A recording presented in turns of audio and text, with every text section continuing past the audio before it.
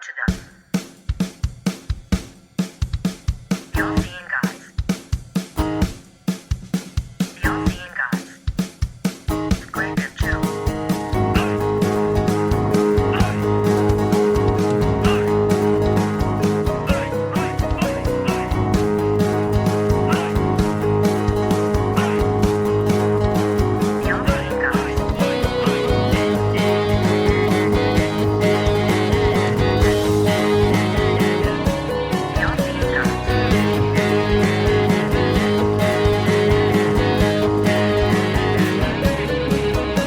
Hello and welcome to episode 158 of the All-Seeing Guys podcast with Greg and Joe. I'm, of course, Greg, and I'm joined as always over the Skype waves. The slightly delayed Skype waves.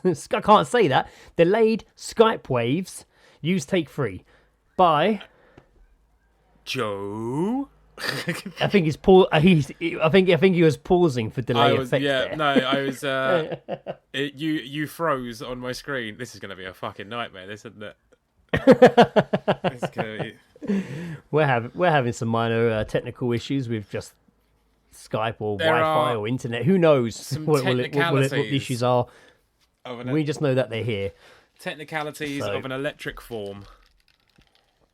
Yeah, there's points where I'm already not hearing Joe, or he's freezing, sticking, or delayed. But you know what? Fuck it, we're doing this. This is what it is. But no, this is just going to be an hour of us complaining about Skype. How's it going, Joseph of Jacksonville? Yeah, I'm very well, thank you. Yeah, all good. I got my second jab this week, so I'm all jabbed up. Oh, what? You've already had it? Yeah. Been and done. Oh, you had it. Nice. Yeah, that's all good. So they've pumped a load of shit in me, I guess. Yeah. Did it feel as sore the second time as it did the first? Yeah. I felt my arm was a little bit sore, but I wasn't as drowsy. But then I've heard some people sort of say like, "Oh, mate, I was wiped out for like 2 days." So I don't know. Yeah, pussy. I think that's more with the other one because we've had the Fizner. I was also say the Pilsner. We've had the Pilsner jab. The Pfizer? I thought it was Pfizer because there's a secret F in there somewhere. I think Pfizer. Right. Pfizer has left the building. Pilsner fucking reminds me of like Holston Pills. That's what I'm thinking of. Exactly what I'm thinking of. The old Tottenham Hotspur fucking sponsor. So mine is booked for. It took me ages to book the second one. So mine's not until the 29th. Oh, okay. That's not too bad. End of I've the month. I've still got 2 weeks to go, pretty much. Yeah, and I had mine ages ago. I had mine a couple of weeks before you, didn't I? No. I think you and Ed were after me. I think. Oh, were we? Yeah. Oh, right. Oh, yeah. I think you were first. Of course you were. Yeah. Well, that makes sense then. Everything's okay. That makes perfect sense. Head of formation for that brief period of time.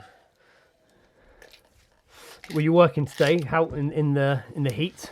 Yeah, no, our shop is wonderfully air conditioned, so it's fucking great. It's beautiful. Wow. I'm still going to work. What a touch! I get to wear like shorts to work, so I'm fucking happy. Like, it was goddamn hot. It's once again goddamn hot, and I feel like the last time we recorded, it was just pissing with rain. I felt right actually. I've been at home obviously working today. I had a couple of like meetings on Zoom and stuff, but it's been quite cool in my house. And earlier I took the washing out to hang it up. Yeah. And I was just like, oh my God, it is hot. So I didn't realise how hot it was. The washing was dry instantly. Before I even got to the line, I swear it was already dry. I think a walk from the door to the line. I went out on my lunch break and I just did the classic a walk out, just oof. Like you do that, like the lean back. Oof. You do the slight lean back. Like, hang on a minute. Like fucking the weather just took a swing at you. And just fucking fucking watch out, mate. Jesus, you believe that? This weather just tried to punch me. It was fucking warm. Trying to finger me in the doorwell. Getting fingered by the sun. Yeah. Well, you know what? It was like clear blue sky. I do love a clear blue sky. Yeah. It is glorious. It's funny enough talking about the weather. You know that last week there was a bit of a storm. Was it earlier this week? Oh yes, there was. One day this week there was a storm, right? Fucking pissed down plenty. Really weird. Because then there was thunder and lightning, but I was at home and I was working, and all of a sudden, I don't know what time it was, 4, maybe a bit later, I got like really insanely hot. Like I literally felt like I couldn't tell if I was sick or not. I just felt really, really hot. Yeah. Like I felt like you could like cook eggs on my chest. Like I felt like my skin was really getting really hot. Like that bit in Hot Shots. Where he's doing foreplay with the woman, but he's actually just cooking a steak on her fucking stomach. Yeah, he throws a steak on her and stuff. Who came up with that? It's so good. But I felt like that. I literally felt like fucking Sheen was going to show up and start throwing bacon rashers at me. Like, I was really burned. Not like feeling sick, like I was getting hot in the head, but I just felt like my skin was burning. The last person. I was like, oh, this is horrible. What's happening? The last person I want. What's happening? I can't relax. What's happening? And then I got this really like strong headache kicked in. Yeah. And I was like, oh my God, I feel like I need to pop my ears. My head really hurts. I'm getting really hot. Something's fucking wrong. Something's wrong. And I was like, I think I'm like really sick. Something's hit me hard. And then it kind of like built up. And then like I heard thunder, saw some lightning and the rain started, and it kind of just went away. Yeah. And I was like, oh, it's like it built up before the storm came. That's really And I was like, oh, that was fucking... And I was like, that was fucking weird. And then I went on Facebook a little while later, and some girl who I don't really know really well, she's been on my Facebook friends for years, had put, oh, great, a storm. I just wish I didn't get those headaches before. And I was like, fuck, I've never had that before, but this person obviously has it a lot. My boss has the know same much thing. about it. My boss says, okay. he says he... Is it like a change in the pressure? I guess so, yeah. I've never had it before. I never had it before, and it's obviously not like... I really hit I felt really sick. Yeah, obviously it's not like everyone. It doesn't... when it's like hot like this, when I'm out, I get like I get a headache in like the back of my head, and it's like the crazy. But it's like so like if I'm wearing my sunglasses, literally where the ends of my like the ear bits like sit on the back of my head, it's around there. So I always think it's just my sunglasses like pushing in. Like I don't know like why, because they're totally not... Interesting. Because I sometimes get that when I'm wearing a hat and sunglasses. Yeah. I sometimes get that feeling when I'm wearing a hat and sunglasses. I get it kind of like back of my head, in between the back of my head and behind my ears. Yes. Like there's a bit there in my skull, and then when you feel it, it feels like there's a lump, but it's just the way my skull is. Yeah, but the amount of times I feel that, I'm like, and I'm like, oh, it's swollen, but it hasn't. It's just my skull. It's a I know what you mean. I think it's like a weird phenomenon. Aches and pains, eh? I think it's like a weird sort of thing that I don't think everyone has this ability to predict weather via a headache. But like, it's a strange thing. But yeah, my boss said it to me today. He was just like, I don't want it again. No, not at all. It's a headache. No one enjoys a headache. Yeah, it was horrible. How are you, by the way, Greg? Yeah, fine. Apart from that headache before the storm, I was. That sounds like a really extreme name for my autobiography. Headache before it sounds the like storm. a shit emo album. Headache before the storm. I'm absolutely fine. Apart from that little headache moment, I've been fine. Usual, Not much to report when I'm just at home working. To be honest with you, I will. There's not much to really report. No, fair dues. Yeah, there's nothing to report. So I don't even have geese drops. Luckily, we have kind of one from Sam. Good. I got God, one from Ashley. Ashley sent me one to even out the distribution of geese drops. Oh, did he? Interesting. It was just like just so I don't make Greg a geese hog. Also, geese hog is my new favourite word. Geese hog's You're good. being a geese hog. Yeah, it's what I'd call my IPA. You're being a geese hog. Geese hog. Yeah, if I made like a craft beer, it would be called geese hog. Yeah, geese hog. I like that. It's good. Yeah. No, I've been fine. So very quiet working from home. Not much going on. I suppose my only excitement recently was when obviously you and Ed and Sarah came round for the England final. Yeah. I suppose we can actually mention Euros now because we all know where it went and what happened. Yeah, we have predictably lost the tournament, and also our England fans behaved like utter fucking morons. I don't know why everyone was so surprised. It's pretty bad. Got a pretty fucking stern history of behaving like knobheads during England tournament, during a football tournament. But it was bad though, wasn't it? It was fucking horrible, man. I obviously came to your house and then had to make my way home, but luckily Ed and Sarah gave me a lift back to Kingston, which was great. It sort of saved me half a fucking journey. Yeah, but then nice. The bus stop was super busy because a bus hadn't come. There was 50 people at the fucking bus stop, and I had my headphones on because I just couldn't, because there was just cheering and wailing and like I've seen it in Kingston before when fucking England have lost in a tournament, and it's just a horrible atmosphere. But this particular time, so I had my headphones on, just ignoring everything, and I looked on the other. So I'm at the bus stops where like Bental Centre is. If you know Kingston, then you know where those bus stops are. Right. Okay. Yeah. I just sorry, I lost you there. My Wi-Fi dropped out completely for a second, so I thought the call had ended. The screen went off, and I was like, "Oh, I've lost him." And then you just came back, and I just heard you just go, "Where the bus stops are?" Yeah. And I was like, "Yep." Cool. Yep. There you go. Sorry. So I'm we at might be the better bus now. stops. Actually, I realised we might be better now. Actually, I realised my Wi-Fi was on some weird one. It's like my Wi-Fi, then it says EXT afterwards, and whenever it's on that, it doesn't work. So then I click my actual Wi-Fi, and I think we seem to be working a lot better now. So it might have been me. Excellent. Right, sorry, Joe. Carry on. I think we're back. Well, I think there's no delay now either. So good. Excellent. You're at the bus stop. Yeah, I was at. There's no need to prove that you were listening. It's fine, Greg. Well, I could help it. You were gone just from like, the screen. I know exactly what you said. You were at a bus stop. See, I was listening. I listened to everything. Dropped you off a say. bus stop. Dropped off in Kingston by Sarah. 50 people at the bus stop. Bus hasn't come. See? You heard everything. So I'm waiting there, and then on the other side of the road, I can just see this man sort of like waving his arms, and it was like he was trying to get my attention. But there was no fucking way I was taking my headphones off. It was like fucking 11:30 at night. I was just like, I'm not dealing with this. So I don't. He is obviously sort of saying stuff, but I just assume it's to the congregation of like 50 odd people at the bus stop. He then walks into the road and just does a cartwheel. Just does a cartwheel, just like, and successfully as well. It wasn't. Was it good? Yeah, wow. It wasn't poor form. It was a pretty. I mean, I wouldn't say he was a professional cartwheeler, but at the same time, he's definitely done more than 10 in his lifetime. Right. So he does it right, and at that point, obviously, that's caught my attention. So I take one earphone off, and all I hear him say is just like, "Did you like that?" And then just walk off. It was so fucking weird. Yes. And then that sort of... Joe Jackson likes this cartwheel. So that spun me out a little bit, and I put my headphone back on, and I was just like, God, that was weird. I wonder where he went. And I looked behind me, and there's a different man now, sort of like... He was walking as if he was falling over.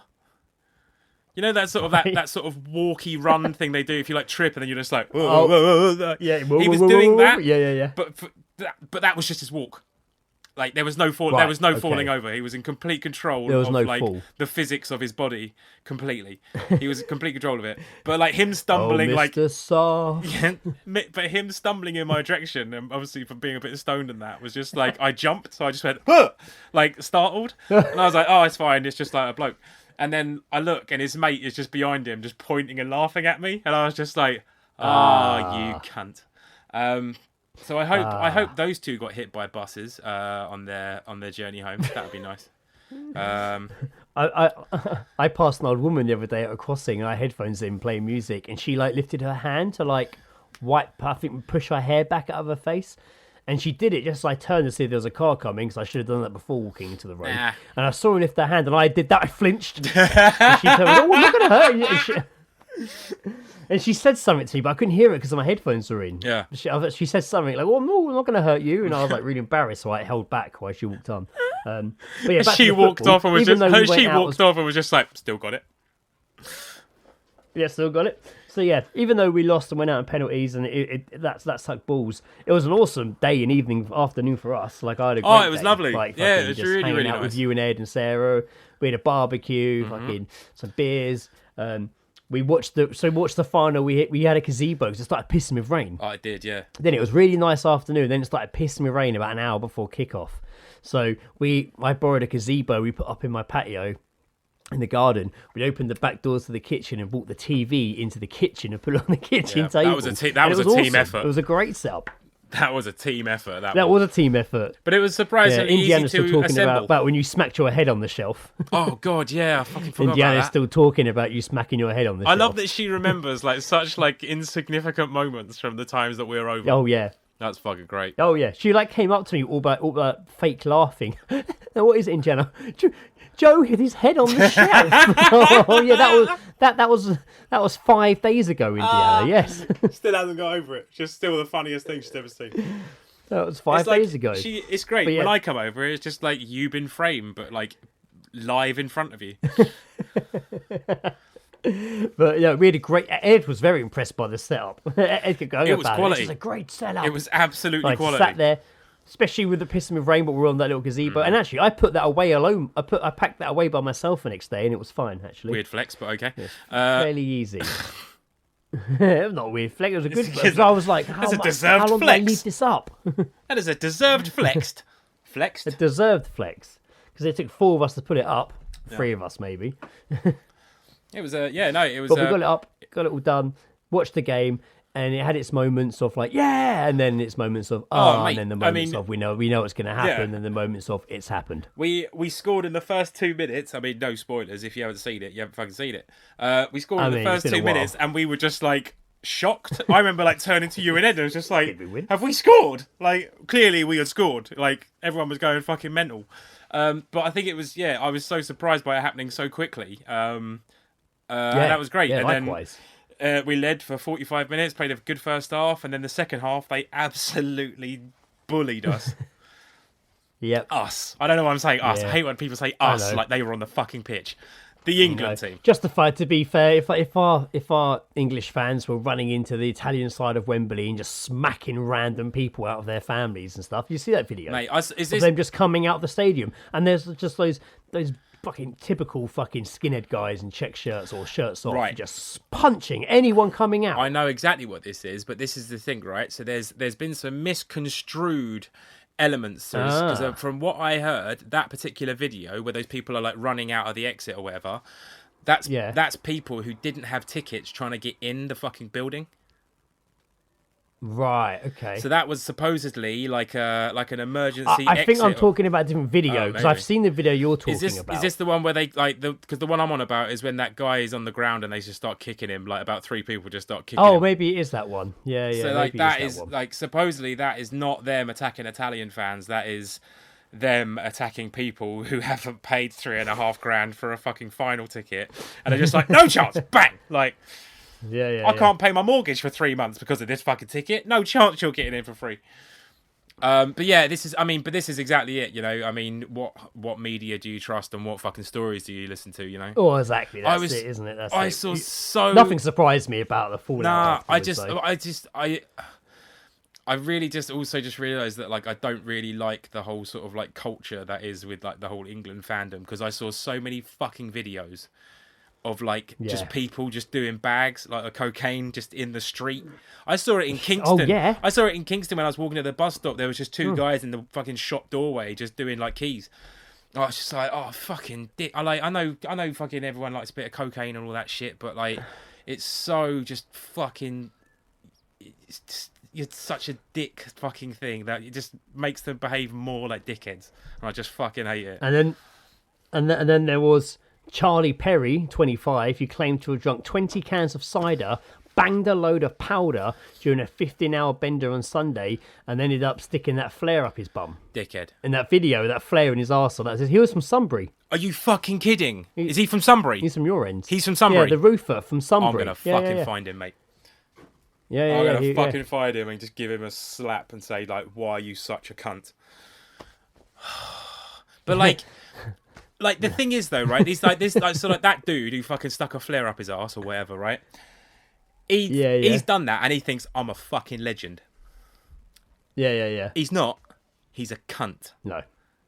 He had his 5 minutes of like, not even fame, of just people being like, "What an idiot." I hope on his 27th birthday, his heart explodes. Just from cocaine usage and drinking 20 cans of cider a day or whatever he does at the weekend. I hope his heart explodes and he just drops fucking dead. Because then there's like... I'm trying to find... Like, did you read about like the fucking England fan that died in the pub when England scored against... I think it was Germany. No, sorry, against Denmark. He just dropped dead.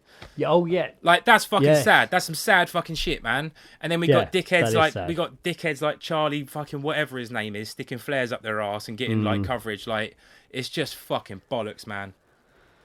Fucking bullshit. I watched Jonathan Pye talking about it, and he was saying how it was like, we've got these lads who are 19 years old, and they have like the weight of the nation on their shoulders for this game and these penalties. And he's like, and they've done more in those 19 years on their life on and off the pitch than he's like, than these fucking fat skinhead cunts with 40 years worth of kebabs hanging off them have done ever. Like, fucking bang on, mate. Bang on. I read so much shit about like things that the members of the England team had done for like the communities they grew up in and shit. Like Tyrone Mings, when he was like 20 years old, was like giving out food to homeless people when he was like on loan at another club or whatever. Like he was just, and like, I mean, obviously Marcus Rashford has done an incredible amount of work for feeding literally. Yeah, and they've really gone after him. A lot of controversy around him. Although those tweets on the tweets, the WhatsApp messages. Well, of course, that came out when how dare a black man was like, he should just stick to penalties, not politics. I mean, that's all it is. Like, I know. Oh mate, yeah, Tyrone Mings fucking going back at Priti Patel. That was fucking great. Well done him.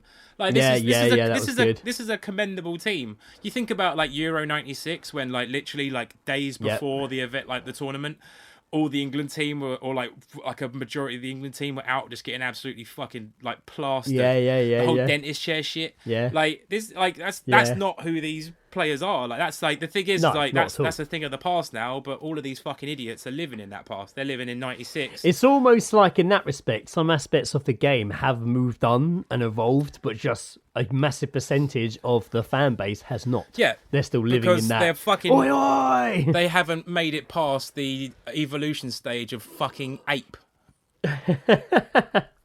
Fucking come for me. I don't give a shit. I do not give a fuck. You're a bunch of fucking morons. All of them. Like the guys as well, the people that got caught like saying racist shit on Twitter and now they're just like, oh, my account got hacked. Classic. Suck your mum. Classic. You are a piece of fucking shit. Shots fired. Dead and buried. Last week, moving swiftly on, last week we came across a show called Slag Wars and we theorised what it could be. We called the episode "What Slag Wars," but we never actually told everyone what it was. No. In fact, we didn't even look at what it was. So we talked about what it could be and didn't actually say at any point what Slag Wars was. Oh, it was a great. So, there was some concept. Our usual Geezedropper Sam was like, well, I have to go Google it myself. Who is now also apparently our research analyst for the podcast. Yeah, these fuckers aren't going to do it. If they're not going to do it, I'm going to have to. This is what Slag Wars was. Slag Wars is a British reality television competition series that premiered on the 27th of November 2020. The show features Rebecca Moore and Sophie Anderson on their hunt to discover the next LGBTQ plus icon. And it's called Slag Wars: The Next Destroyer. So they're looking for now. I never see that in my head. That wouldn't. I never associate Slag Wars with the LGBT community. Maybe there's something wrong with me. I don't know. Maybe I am not as much of an intellect as I thought I was. Well, Moore and Anderson began featuring in Slag Wars: The Next Destroyer, a reality TV competition series on their quest to discover who will be named the next cock destroyer. But in 2021, Moore and Anderson fell out, resulting in an indefinite hiatus of cock destroyers. Fell out of each other. So, it didn't. I want to know what that argument was about. Destroyers. I want to know what that argument was. I care more about that than like the Wagatha Christie fucking debacle. Wagatha? Yeah, no, it's the whole like Rebecca Moore, Rebecca fucking Vardy and Colleen Rooney court case because of that. Oh, of Instagram course, shit. yeah. That was a great day. That was a fucking beautiful day. That was unhinged fucking chaos that day. Unhinged. No, yeah, I see I didn't think that this like Slag Wars was so recent. Like I thought this was like 10 years ago, and that's why we just never. Yeah, me too. I thought it was like some like old American show. I thought it was like some like channel, like a drag race style show, but in America somewhere. It was British and only last year. I thought it was just like some Channel 5 like bullshit like past 11 p.m. like quiz show or some shit. I still stand by that it should just I want it to have the format of Robot Wars, and there's like a little arena, and there's holes that they fall into and like fireworks go off, and then Matilda comes out and scissors them, but literally because it's got a pair of scissors on its fucking hand, just cuts them in half. Craig Charles trying to present, but is obviously mortified by the shocking scenes that you see in front of him. God, do you remember when it was Clarkson? Yeah, that was back in the day. Series 1. It was I just always loved that there was always a scout group in the audience. Yeah, Like guaranteed. That's how I think they must have just offered the local Cubs and Scouts down. Should we move on to a bit of geese dropping, seeing as we have to? I mean, like we have two geese drops, not we have to do this. Are we done with Slag Wars? Are we? Have you any further? Well, we talked about it last episode. We could. I just wanted to quickly clear up what it actually was. I mean, I'm very intrigued about the argument that the two slags have had. It's just like, do you think like one of them was just like, I am definitely the better and bigger slag, and the other one was like, no, you're not, I am. And then they just had this, you're the sidekick. You're the co-host. I'm the host. Can you fit 3 men inside Uranus? Oh, you I'm can't. I'm the cock destroyer. Nobody can challenge me. I am the cock destroyer. She's got just like a necklace of cocks. Yeah. It's got like 1.5 on it. Look how many I've seized. This was my first slag. Let's move into geese dropping. We have snippets over a conversation heard by us or you, and we talk about them without context and make up our own context. What does it mean? What could it be? It's geese dropping. That was like a cattle auction.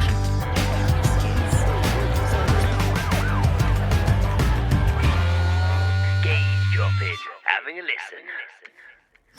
listen. I'll do Sam's one first because it's slightly longer, and it's not really a geese drop. It's something that happened to him. So Sam sent us a message saying it's kind of like a geese drop, but it's too good not to mention. Is it it's not the flowers one, is it?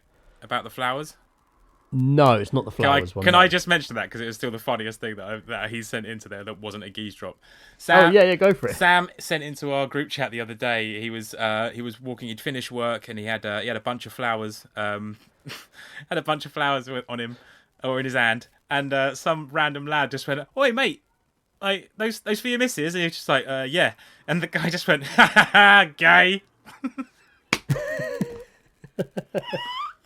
And they're just like, and then I think I came in with a series of abusive comments that he could have made back, but none of us are going to make them. No one has the thought process in that sort of situation to come up with a witty comeback, apart from maybe you, Mr. fucking Quickdraw McGraw.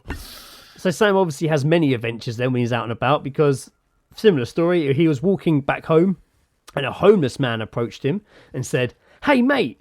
Sam went, "Yeah?" expecting to be asked for change. And the homeless guy went, "You heard of Brad Pitt?" And Sam went, "Brad Pitt? Yeah, of course." And the homeless guy went, "He's the right age to be my dad." Sam went, "Oh, okay then." And the homeless guy went, "He's not though." Have a good one. And walked off. That's fucking great. That's fucking great. I love that. What a weird interaction. It's such a weird thing to just like stop someone and get their attention for. Like that moment. Brad Pitt Brad Pitt is the right age to be my dad, but he's not. Anyone walking past. Could have been absolutely anyone walking past, but it had to be Sam. Sam's starting to be like you. He's like the northern you in the sense of just like weird people are just attracted to him. To like, I've got some information for you. Now I know that you're in no way associated with the podcast, but if you were, this would be fantastic. Yeah, that is it's one thing I worry about being indoors so much is that when next time I go out somewhere, I'm just going to get swamped by all the crazies that haven't been getting to me for the last year and a half. That guy's... There he is. Where have you been? I've got so many tales. I've got so many things to say. I like the idea that homeless man then sat down after probably gave like a sigh of relief for telling someone that, and then was just like, "Wait, what about George Clooney or Quentin Tarantino? Like all of these people could be my..." Just starts going through like big 90s actors and like how they're all like 45, 50, 60 years old now. Just like, Tom Cruise could be my brother-in-law, but he's not. I could have been made from the DNA of Tom Cruise in a lab. Yeah, I love that. Were you? No, not at all. That's ridiculous. Don't be so stupid. Hit us up with your geese drop, Jackson, for the one Ashley sent you. Yes, Ashley sent me this the other day, just to sort of like even out the even out the geese drop accessing for us both. Yes. He did record it, but I can't be asked with the whole fucking putting my phone near a speaker or whatever, so I'm just going to read it out. He just says, this is what he heard. He said, no context provided. Context provided. I mean, it's not really needed. You know what? I really don't like veiny willies. It makes me think they're going to taste of Stilton. Oh, wow. Now, Jesus. I'm aware of Stilton and have tasted it in the past, but it's been in more of a melty form. I didn't. Is Stilton a veiny cheese? I wouldn't, unless he's just thinking blue Stilton and the blue veins. Maybe I don't know. I can't like. I thought that was blue cheese. I don't know. That's what I was maybe thinking. Maybe it is blue. I don't know. No, I've not looked at Stilton and thought that reminds me of a veiny cock. No, never. I mean, it's not even the correct shape for it. Right? Yeah, I've not also looked at a veiny cock and been like, oh, that reminds me of Stilton. Yeah. You know, I'd probably have to question a few things if my dick reminded me of Stilton. I mean, the last thing I want people to think of when they look at my penis is cheese. That's not any kind of cheese. No, any kind. No, especially a really smelly cheese as well. Fuck it, especially like fucking something like Stilton. Taste is thick strong. Cheese. Yeah, I don't need that in my life. Available now. if I had to choose one, I guess Dairy Lee or something is or a cheese string. There you go, sorted. Oh, cheese strings give me a really horrible vision of like you know when you put Play-Doh in one of those things and you squeeze it and it all comes out like spaghetti. Yeah. I'm imagining like that, but a penis, and that's the pubes being squeezed, and just the cheese strings are coming out. That's horrible, isn't it? That's fucking horrible. Yeah, that's horrible. That's a horrible vision, isn't it? Do you remember the old cheese string advert, which was just like it was? They were doing it. They were basically advertising how how much calcium is in their fucking cheese strings. So like this kid's just like with his mates, and they're like painting shit on his nails and like making him look all sort of pale and shit. And he goes home to his mum and it's just like, oh, Mum, I don't feel too well. And she's like, oh my God, what's wrong? And he's like, oh, I don't know. I just don't think there's enough calcium in me. Maybe we should get some cheese strings. And she's like, all right, I'm going to the shops. And it's just like, what mum? Why would you have to go to such elaborate plan? Like, does your mum think that like cheese isn't real and that's why you're not allowed it? Like, or it's just like... It's the government have put microchips inside I'm it. sick, get me cheese strings. Yeah, it's fucking dumb. If a child came up to me really pale and was like, oh, I'm really ill, I'd be like, God, the last thing I'm giving you is cheese. Yeah, I feel like get this man some cheese, stat. I feel like his pre-teens were him just asking for cheese strings and his mum saying no. And it got to his teenage years and he's just like, right, I've had enough of this. God, imagine if cheese was medicine. Imagine if cheese had microchips in it. I need a stat of Squeezy Cheesy. 50 cc's of Squeezy Cheesy now. 50 cc's of Squeezy Cheesy. Oh, that's a great sentence. I'm so happy with that. That could be the episode title. 50 cc's of Squeezy Cheesy. Stat. 50 cc's of Squeezy Cheesy. I'm gonna have to write it down because I'll forget that. 50 cc's of Squeezy Cheesy. Oh dear God, that is good. I like that. I like that a lot. And like if you need to have like the defibrillator or like put the little cheese slices over your chest. I was trying to think of like medical and cheese based puns or anything that I could say. Just nothing was coming to me. But yeah, no cheese. Then you can just melt onto their chest. Just. And that's this man's red hot. Get a camembert on him now. He's got a load of fucking cheese slices melting into their chest hair. God, his asshole's just turned into one big fondue. He's awake. Of course I'm awake. You just melted cheese on my chest. We're trying to help you with cheese. Oh, it's a new medicine I've not practiced. I've not heard of before. So you got you've got like the what are they called? The people that just like they believe in the being healed by the earth and like by the world and stuff. Oh right, okay, yeah. I nearly want to say heliocentric, but I don't think that's correct. Right, no, maybe not. Habitual? I don't know. I don't know. Welcome to an hour of Joe trying to think of a word. But being healed by cheese instead of the earth. like Yeah, no, but that's so it's like a particular it's a type of doctor, I guess, like an earth. They believe in like things are grown around the earth that help you heal instead of like, corporate medicinal stuff. But I'm trying to think of what the alternative would be for someone who just believes that cheese can cure everything. There was an episode of Misfits where a villain who was actually a pretty horrible villain. His power was controlling dairy. which sounds that's the most like really vegan useless. like superhero ever. It sounds really useless. It's like he controls dairy, and at first the little pots of milk you get to add like in coffees when you're out and about. Oh, like, yeah. You rip the lid off. He would like line up stacks of those and make them all explode one at a time. And everyone loved it. Like, That's so. but then dumb. he got quite sinister. By the end of it, it's actually quite horrific power, and he actually ends up. It's one of those weird episodes where loads of things happen, but then time changes and it's okay. But up to the point of where time is saved, they all get killed by this guy. He kills pretty much all of them in a really horrible way. Wow. And the main guy gets done horribly, where he's like, you can't kill me, I'm invincible. He basically can't be killed. Like, he blows his brains out live on TV to like just for the money, because he knows it'll be okay. Anyway, he starts having like a weird like sort of seizure, and he can't move, and his eyes go wide, and like white starts coming out of his eyes, and he kind of drops to the floor wide out of his mouth open. And basically Cheese Man, he wasn't called Cheese Man, basically was like you had a pizza for lunch. You had a pizza for lunch today. I'm basically making all the mozzarella cheese go up your body into your cortex, and it's wrapping itself around your brain, and it's going to put you into a lifeless coma. And that's literally what he does. I can't kill you, you're invincible, so I will have mozzarella cheese go into your brain, and you will never. That's it. You're a vegetable for the rest of your life. I love it. This guy is like really dark. This guy is the Magneto of cheese. It still sounds silly when I say it, but when you watch it, it's actually a very dark moment. Like it's Magneto, but with cheese instead of like. It's metal. Magneto with cheese. It's absolutely Magneto with cheese. Can that work? Magcheezo? No, you need to like. I'm trying to think, mate. I've been trying to think this entire time you've been talking. I'm just like, it's Magneto, but I need to think of what he's called. Like. Yeah, Magcheezo. Nah, it's nachos. Just Nacho? Mac. No. Mac and Cheezo. Mac and Cheezo.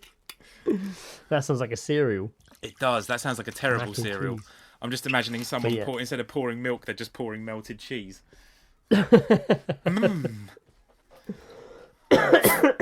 So there we go, all caught up and up to date. All caught up on the weird things that go through our head. All caught up on Cheese Man. Whose wasn't his name?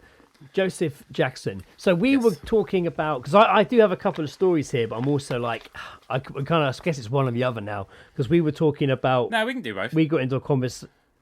Let's go into this, see how long it takes, because we're already like 40 minutes in. We always get caught up on the catch up at the beginning, which I like. It's my favourite part, and then we're just like, oh, it's half an hour. It's cut loose. We recently had a conversation about metal songs we loved back in the day. I say conversation, I think we were messaging each other. We had just left Ed's one night, and I was like in the mood for some really loud fucking. I was like, yeah, if I could listen to fucking metal I've not listened to since I was a fucking teen. Like, so I was listening to like Spine Shank on the walk home, just like getting really into it, really fucking loud, fucking yeah. And I remember I was looking for stuff, and I saw that you'd put in the group chat. I was like, listen to Spine Shank, and I was just like, oh, I like that direction. And I think I like ended up like going in a similar direction with something as well, maybe like Slipknot or I don't know, I can't remember.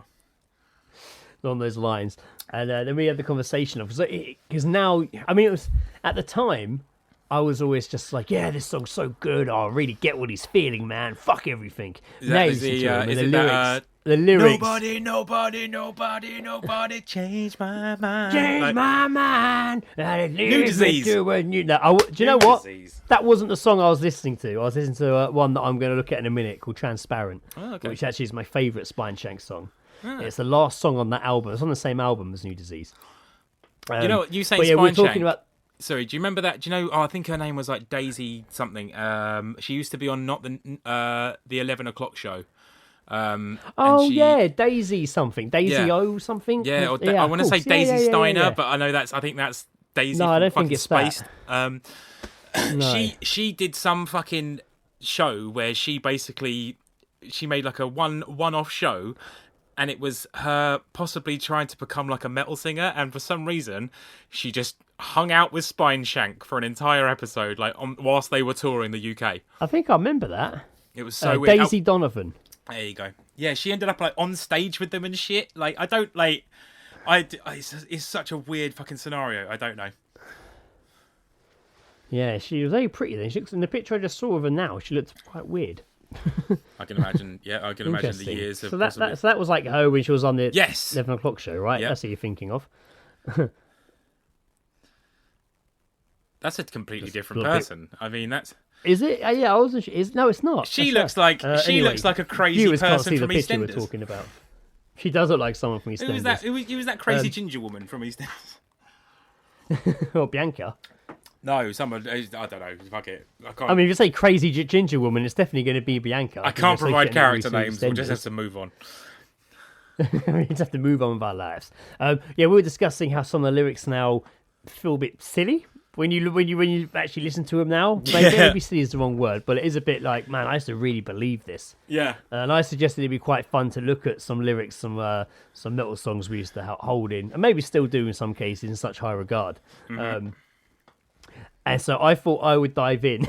Oh, please do. Yes. And the thing is, I remember having conversations with people about like when I got into like metal. It was such a very important time, and I don't want to sidetrack the whole point of the podcast here. Not at all. But at that point, when we discovered these bands and stuff, it was and that style of music, it was a very important time in terms of like having people around you getting into it at the same time. Yes. And just really obsessing over it, like really obsessing over every song, every album, all knowing the lyrics, going to see them live. Like you lived for this shit, like you lived for it. So my input on that is this, like, the thing about it is like metal music, although completely like widely, very, very popular, but not like it's not like top 40, you know what I mean? It's not like, yes on the certain occasions when something would break through, you get it on top of the pops, but it's not like manufactured fucking music, right? It is very much like that's why people like it. It's not fucking utter bullshit. It's clearly someone writing lyrics about how they feel or a certain scenario or something. But also because it's not popular, you then feel like there's an element of like when you're young as well. There's an element of like being embarrassed that you listen to it, in the sense of like when you go to like speak to other people. I was at like a New Year's Eve party one year. I was about 15 years old, and there was another kid there who was a bit younger than me, about 2 or 3 years younger, and we hadn't seen each other in a long fucking time. And we were just sort of catching up, and I was just like, "So what music do you listen to?" And he like winced. He was just like, I listened to metal, and I was just like, fucking yes! Like, I was so fucking stoked. I was just like, what are you fucking listening to? Like, and we just had a chat, and he was just like, there was this element of like relief. He was just like, but that's exactly what it was like. If you, unless the person was clearly about or into that music, like, you were hesitant to fucking mention, because they were just like, fucking goth or fucking whatever, grunger, grebo, all that bollocks. Yeah, all the above. Yeah. Especially in my school, where there was pretty much just me and Rob and a guy a few years older who was a full-on goth. Yeah. Like, and we literally were, I think they used to call the years below, the year below, who weren't there was like no one younger than us in the school listened to that music, so they used to all call me Slipknot or Slipknot. And I didn't even listen to Slipknot then. Like, I'm not Slipknot. You're fucking Slipknot. Wagwan. Anyway. Moving swiftly on. Yeah. I thought I'd look at. I'm going to start with Spineshank's "Transparent," which I actually love. Yeah. And to be honest with you, it's one of those songs where, apart from the hook, I've never really caught all the lyrics in the verse, because it's all just like, I spend my time letting those hopeless thoughts moving my life. Like, it's like that. I'm only saying the lyrics because they're in front of me, but usually I'm just like, whoa, whoa, whoa, whoa, when I'm singing along down the road. Yeah, of course. Until it gets to like the more singing hook. And then I'm just like, oh, here we go. This is a bit I like. Yeah. Like, but I'm not going to read all the lyrics, but I'm going to have a look through. But I'm going to start with the first ones I just said. It's crazy, like how much I would like really relate to all this. Mm-hmm. I'm going to read it really, really like non-serious as well. Yeah. I spend my time letting those hopeless thoughts run my life, force me to hide, just create a truth to all these lies. I will never be the same. So just leave me down while I'm separating. I could never give any more. All these lies have left me torn. Now, here's the chorus, which I liked. Uh-huh. It's the only way falling on my own. I made a mess. Now it's over. It was nobody's fault. It was all my own. Everything's wasted. Forever. I feel like this song was written... This song was written after he'd literally just ejaculated, and these are just the thoughts that go through your head, like the post-nut clarity. I've jumped down to the end now. Ready? It's on my own. It's on my own. Weakness becomes me. My faults relieve me. My fear excludes me. Turns it against me. My fault, my fear, turned it against me. It's only this way falling on my own. I made this mess, now it's over. It was nobody's fault, it was all my own. Everything's wasted forever. It's only this way falling on my own. It's only this way falling on my own. It's only this way falling on my own. It's only this way. It's only this way. It's on my own. It's on my own. Mate, I'm not going to lie. Like, in comparison to us who have written original rap songs, metal songs are fucking piss. I know, right? All you got to do is just repeat, like, one line 4 times in the bridge and you're set. I will say that with my hands held high. That is fucking... Hands held high. Piss easy to write. Well, because I suppose then you just had to follow almost a template, didn't you? Of just like, miserable, he get really relate to the teens who don't know themselves and are sexually confused. I mean, I feel like there's very much a history of like dysfunctional upbringing in metal, especially in like the 2000 to 2005 sort of area. I feel like there was always just like, nobody liked me. That's okay though, look at me now. I'm on a stage in front of 2,000 people making $2,000 a night. I think actually you might have been right, actually, saying about the he feels like he wrote this after you just came. After right, isn't it? It's this, there's certain elements. Because there's a lyric here I didn't read out that I just clocked from the second verse, and it's the only hand that I know how to hold belongs to me. He's writing it from the point of view of the penis. Yeah, yes, right. Because the penis thinks that it holds the hand, but actually it's the hand that holds the penis. Interesting. You see, reading these lyrics, I didn't think we would end up on masturbation. The great thing, I'm quite happy we did. The great thing is, it's because it was nobody's fault. It was all my own. Everything's wasted forever. I love it. It's wasted forever. The great thing is as well is that like because you're reading it. So just leave me down while I'm separating. He's coming. Oh, sorry, you're right. This is a song about nutting. Come. This is it.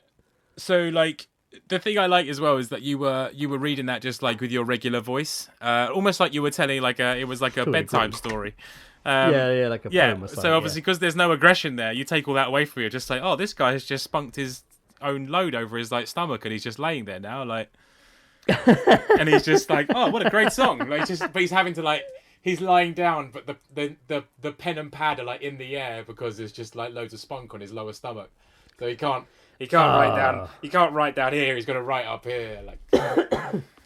So obviously I can't play the songs that will be done for copyright, but I am going to give a quick snippet.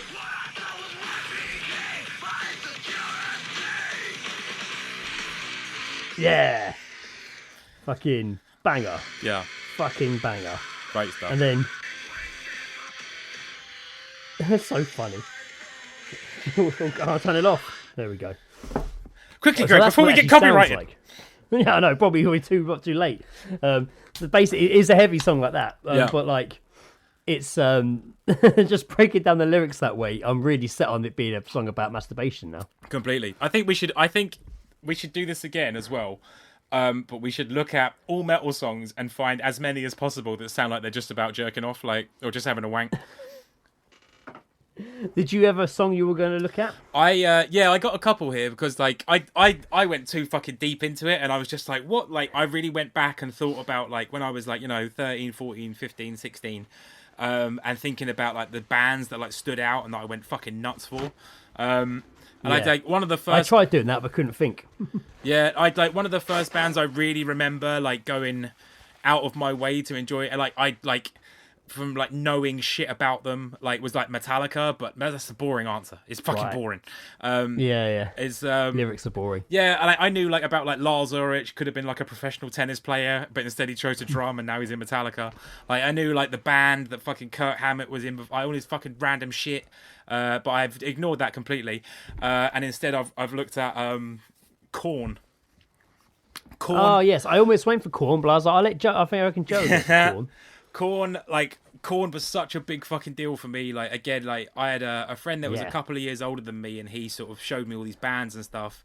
And and sort of to send me in the right direction. And then like I remember just one day I had like a Virgin Megastore voucher, and I think I picked up Korn because like the front cover was all fucking weird, and I was just like, "What's this? It looks weird. Yeah. Let's get like." And so I listened. Korn was a big fucking deal for me. And I loved that first album was just so fucking heavy and shit. But then there's like I was thinking about songs on it that I could talk about in regards to like lyrics, and I was gonna think about Daddy, but then that's just a song about him being like molested as a child, and it's not really fun. Annoyingly, I went back through the album on my way home to really remind myself of like the song, like because there was always like there was always just that opening riff on a song or a bit of it, and I just like that's all it takes. It's just hearing that, and I was like, I'm immediately 13 years old again. Unfortunately, the song that I picked is called Faggot. I knew it. Do you know what? I actually thought when I was doing mine yesterday, I was like, Korn. Will Joe do Faggot? I generally stopped and thought, will he do it? I could lie and say like Blind or like Shoots and Ladders, but Shoots and Ladders is literally just nursery rhymes over bagpipes. I'm not saying that. Yeah, it's freaky. Faggot was the one because it was the first fucking song that like I've got the lyrics here. There's one bit right in the middle of it where he's just like, oh, where is it? So everyone, just in case you're unaware of what we're talking about, Faggot is a song by Korn on their first album. Yes. Okay, we're not just throwing that word around with no context. It is the name of a song. Yeah.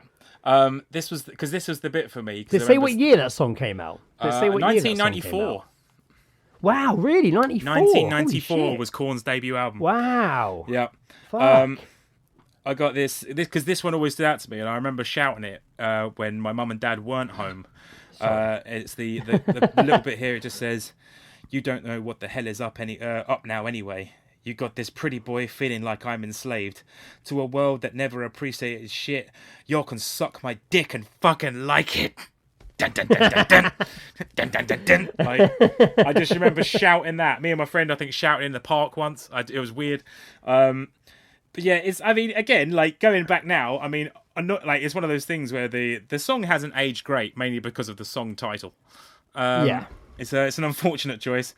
It's the opening bits is here I am, different in this normal world. Why did you tease me?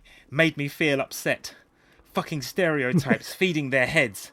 I am ugly. Please just go away. Wow. It's just like deep. It's not at all, Greg. It's not. You're lying. You're just no, it's not. I am lying. It's not deep at all. It is the ramblings of a teenage girl. What else is here? It's interesting because Korn was obviously was huge for me as well. It was one of those bands that I kind of kept clear of for a while until once my mate Lee got into them, there was no. That was it. Like, once one of us was into the band, usually everyone followed pretty quickly because it was like, you got to hear this band and force you to love it. So that happened with Korn with me. Yeah. Well, my friend also, as well as like he was also into Korn, and he ended up getting this like video of them like making, I think their second album. It was like a studio fucking like for diary, and it was called like Who Then Now, and it is literally them just getting just so fucking drunk all the time and just like play fighting and just dicking around, and I was just like, these guys are really fun. Like I don't know why I really enjoyed this. Like I was obsessed with that fucking video, and and it's just them going through like the songs of their first album, and then they'd like play the music videos and shit and all that stuff. I love that. Yeah, Korn was a big fucking deal, man. Like Korn was like, yeah, man, yeah. Korn was like probably the first gig that it wasn't my first gig. It was like the first gig that I properly wanted to go to. Right. So like I went to my first gig was at REM, which was cool. Like, but I wasn't like at fucking whatever years old, like fucking 15. I wasn't the world's biggest REM fan, but I knew enough songs to enjoy it. Second gig was Stereophonics. Didn't give a shit. But my friends asked me, and I was just like, yeah, go on then. And then the third one was Korn, and that was just the one where I was just like, this is it. This is the fucking one. I'm going to lose my shit to this. We had standing tickets at Wembley Arena. Oh, God, it was so good. So, like, Korn... What tour was that? That was the Issues tour where they had the cages on stage with, like, fans in it. Cool. Yeah. See, I didn't actually see Korn live until the Untouchables tour. But it was before that album had come out, I think. They'd only released the single from it at the time when we saw them. And I swear it was at Docklands. Yeah, I think it. I just remember at the end. I just remember at the end when they ended on "Got the Life." Oh, mate, and when he hit great the chorus, song. It's a great song, but it really threw me that like all like sparkles and glitter like blew out the ceiling when he sung the song, and I was like, "This is fucking corn, man!" Like, there's like glitter everywhere. What's happening? What the fuck is happening? I think I mean that's I think my standout moment from the corn gig that I saw was when they did Adidas. And all like everyone, they did the chorus, was like, oh, they did that bit. Everyone's playing, and then they just stopped, and the crowd just sang the entire like thing, and as they finished it, they came back in just like, like, oh my god, it's on. Like if I still have it, which I don't think I do, which is annoying. I'm fairly sure they did that when I saw them as well. Mate, that was so fucking good. That and like.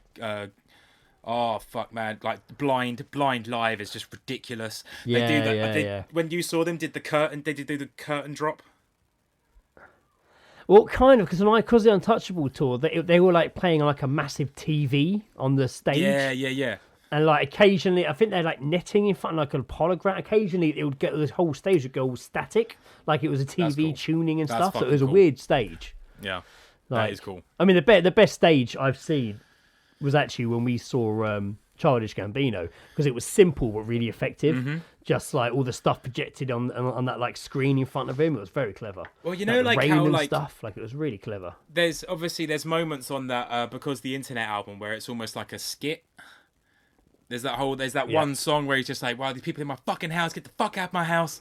He ends up performing that, but like there's people like come on stage and they're sitting on couches and all darted around, and then as soon as he says like, get the fuck out of my house, they all just like walk off begrudgingly. Like, go. I like that shit. Yeah, He's good. Stage set. But that's him as like he knows how to create. It's not just a gig. It's like a performance art fucking thing. Not to sound like a total dickhead, but no. And if I had the money, that's how I'd want to do my gigs. Yeah, exactly. So, I for my next song I was going to look at, it's not even like one that I like loved. I mean, when it came out, I loved it and I liked the album, but this band didn't stay with me going forward. I wasn't like, oh my god, this band, I need to listen to this album again. But it was Taproot. Do you remember Taproot? Yeah, I remember Taproot.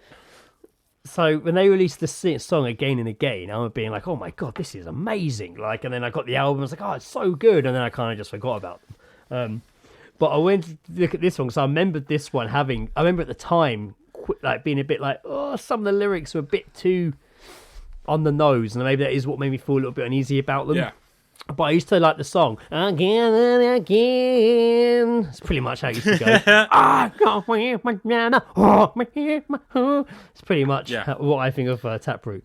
But the song again and again, and that was their big single. And I remember they did their second album.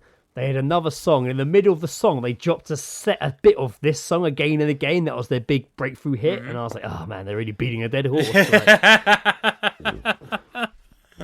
Anyway, listen to these fucking lyrics, man. This is hilarious. I can see why this song actually was quite popular at the time for our age bracket. Sick and angered by my friends, extremely cold, heartless, talking shit behind my back about me. To my friends, the source, a jealous passion. Towards a spirit stuck in content. What? I can't even read. It's because I'm holding the phone behind the mic, but I've got the pop filter in front of the mic, so I'm like blocking it all out. Just need some time to myself. Need to bring back the old days when I was in control of my life. Just endangered with my friends, extremely bold, honest RB when it comes to me. I said I'm sorry, but you don't hear me. Just need some time to myself again. Need to bring back the old days when I was in control of my life. Again and again. Let's get to... I tried to say that I was sorry to you, but you don't think I speak honestly. That's okay, because I can move on now. I'm so sorry. No, like it doesn't make it. It's written so it's half the time I feel like I should be doing it in Yoda's voice. I feel like you should be writing this on the wall, but with your shit. Like this is the ramblings of a lunatic. This is the MySpace fucking rant gone just wrong. Just endangered with my friends, extremely bold, honest, RB. When it comes to me, it just sounds like I started turning into Mr. Bean. I'm gonna draw a Taproot, but the lead singer is Yoda. That was great. The Yoda covered metal band. My God, they're like reading those now. They're pretty embarrassing. I mean, he says the same bit over and over again. That is just teenage drama personified in a fucking song, isn't it? That is like a. But that was a song at the time. That wasn't one that it was like spine shagging. It was like, oh, I didn't know what they were saying. I knew I could hear the lyrics in this song, and I knew what was being said. And I was still just like, yeah. But at the same time, I was like, oh, I don't know. I like the idea that obviously his bandmates are his friends, and he's like, he goes into rehearsals. So it's like, guys, I got this new song. Like they all learn the bits, and he starts playing it. He's just like, fuck my friends, and they're just like, oh, you motherfucker. Oh, what the fuck? I remember a couple of years ago seeing. He was older than me. Some guy got on the. I think I was on a train actually. I think I was going uptown. Then he got on a train. I think at Wimbledon actually, and I saw him hold onto the bar. And he had a taproot tattoo down his arm. It just said taproot. He like is it was the only person in like the font. He is the only person in existence to have a Taproot tattoo, apart from potentially the members of Taproot. I really wanted to be like, oh, I remember them. Like, I think, like the other day, I plucked up the courage to say to one of the mums waiting outside Indiana's nursery, she was in an In Me t-shirt, and I was like, oh my God, damn. In Me? Like, and I said to her, I was like, oh, I remember that. I think I saw them. She's obviously still a big fan because she was saying, "Oh, you know, he does solo stuff on his own now." I'm like, "No, I don't. I don't care." She is just fully. She is fully committed to In Me or anything else that they do. Yeah, fair enough. Oh, that's not good. Fair enough. That's not good. But yeah, I was a bit surprised to see like an In Me t-shirt. Same way I was surprised to see this Taproot tattoo on a guy. There you go. I can't think of any funny twist for that. No, not at all. That is again. That's just sounds like he sits at home freaking out. Everyone's chatting shit about him. No wonder teenagers liked it, because that is literally just half the shit that goes through teenagers' lives. Is like they have a bit of a fallout with their friends, and they're like, "Oh, fuck my friends," and then they're just like, 2 weeks later, they're just like, "No, shit. Yeah, he's the one saying sorry." I got I've got two more just to go through. My second choice is a very obvious one. It was Slipknot, Eyeless. Now, I like Slipknot for me were like a big, like Slipknot was fucking massive for me. Like it was just like the great, when I was like 15, it was the greatest fucking thing I'd ever seen. Just like, okay, first of all, there's the element of just like, you're in a band, but that band has 9 members. I was just like, that's ridiculous. That's an orchestra. That's not a thing. Yeah. And then I was just like, wait, hang on. They wear boiler suits and masks, so I can't tell what they look like. Yep. Well, I'm going to go on the internet and find out exactly what they look like. And then like, the first song I heard was like Spit It Out, but it was like it wasn't the album version. It was like a different version. It was I've since found it, but it wasn't the one on the album. It was a better version in my mind. Right. Okay. And it was just like did you never give a damn in the first place, baby? It's that when it's dad, did it? But yeah, it was the greatest thing. I thought Joey Jordison was just like a fucking ridiculous drummer, seeing his like fucking double kick drums and shit, and just how fast they all played, and they beat themselves up, and like they bled and puked and had all this fucked up shit on stage. It was just great. It was theatre, but it was just great. But when the album came out, I heard Eyeless, and like just that opening bit where it's just a drum and bass sample, I was just oh, that's different. And then it was just like, yes. And then it's all just fucking great. The reason I love this song the most is because of the chorus. And there's a fantastic story behind this. And it is literally... Okay, excellent. You can't see California without Marlon Brando's eyes. You can't see California without Marlon Brando's eyes. You can't see California without Marlon Brando's eyes. Now... Of course, because I was a super fan, I had like a book. It was about the whole like how Slipknot became to be Slipknot, blah blah blah blah. Right. The story behind that line is that it was something that Corey Taylor heard a homeless man shout to him when he was like when they went to LA to record their first album. It was when they were in like Los Angeles. They were up in the fucking hills of Los Angeles or whatever.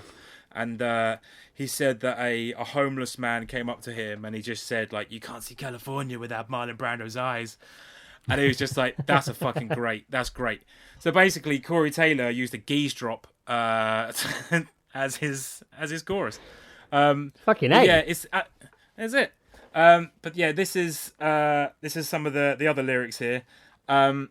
Insane. Am I the only motherfucker with a brain? I'm hearing voices, but all they do is complain. How many times have you wanted to kill everything and everyone? Say you'll do it, but never will.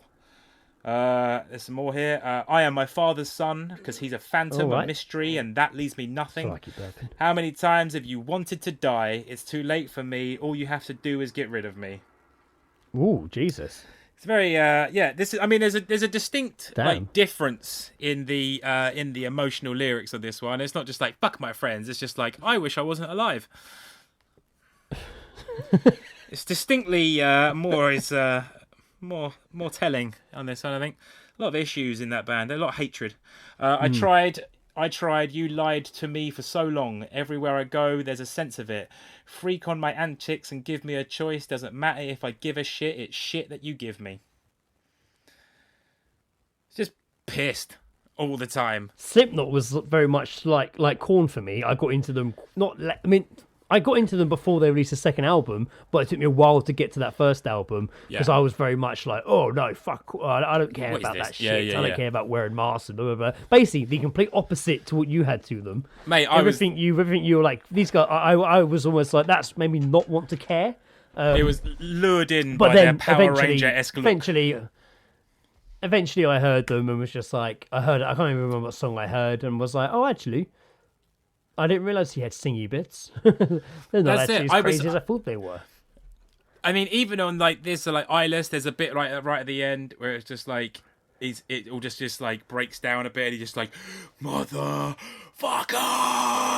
like, and you can just hear like this. It sounds. I know like there is 1,000 songs out there where people shout or say motherfucker, but it just hits differently on this. It's just so like it just he's pushed to the limit of it, and then it all just breaks down. It's like down, and it was just great. It was just, it was really like, I just enjoy the tempo changes. That whole album fucking opened my eyes to shit. I made like Slipknot masks. I think I tried to enter a competition where I made a mask. It was just like, it was shit.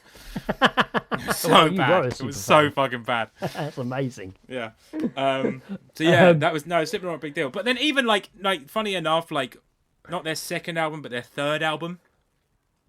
The subliminal verses, it's called. The songs on that where he sings and they're a bit more acoustic and they're not as like metally are literally my favourite songs. Wow.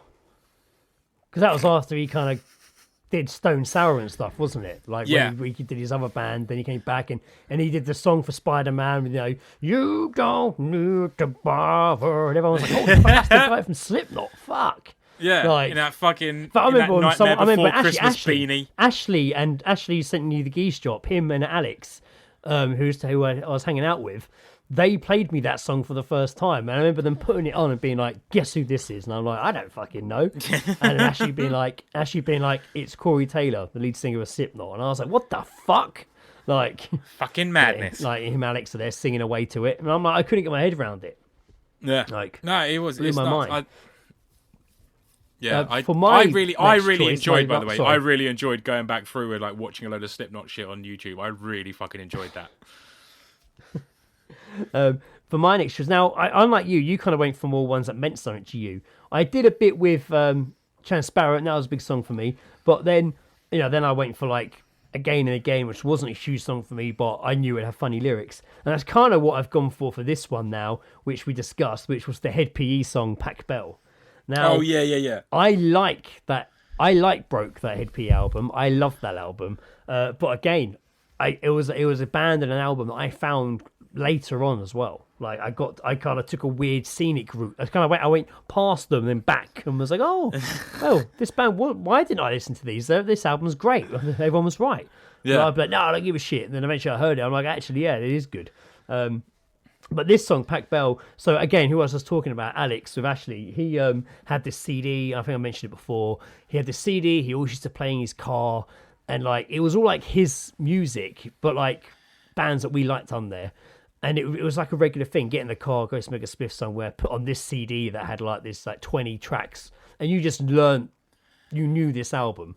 And I tried to recreate it a few times. It's hard to find certain songs. It basically was like a mixtape, a metal mixtape we had. This song was on it.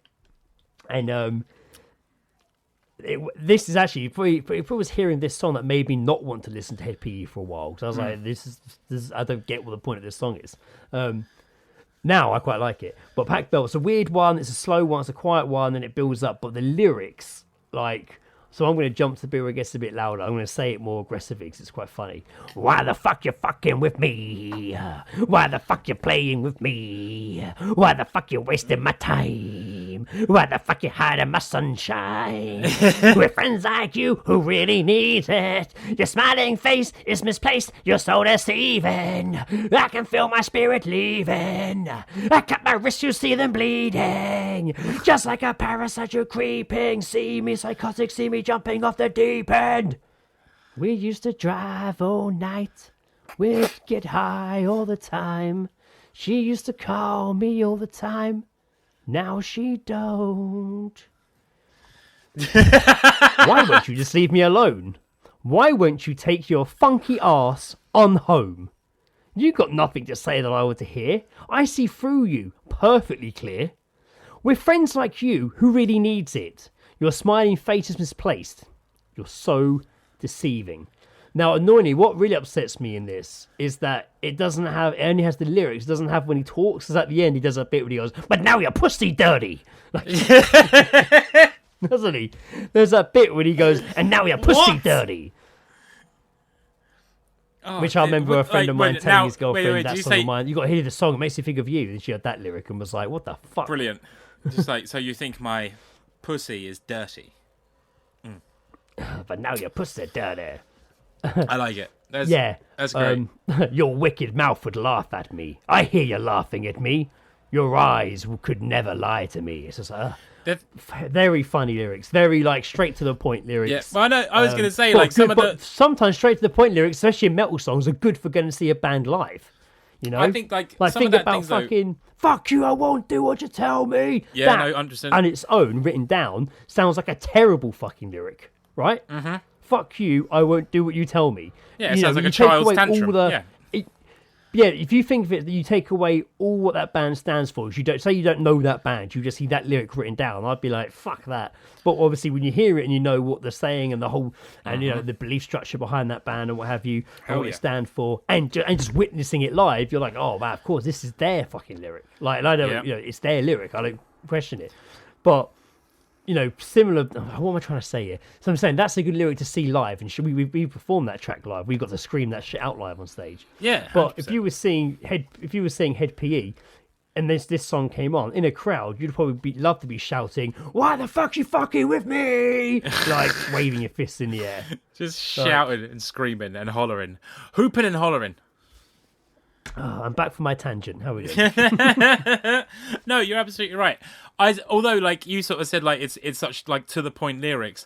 Like I don't think it is like incredibly to the point. There's a few sort of bits where it kind of sort of twists and turns. You just have to sort of like think of it in your head. But that's in that particular sense, that's not a good thing.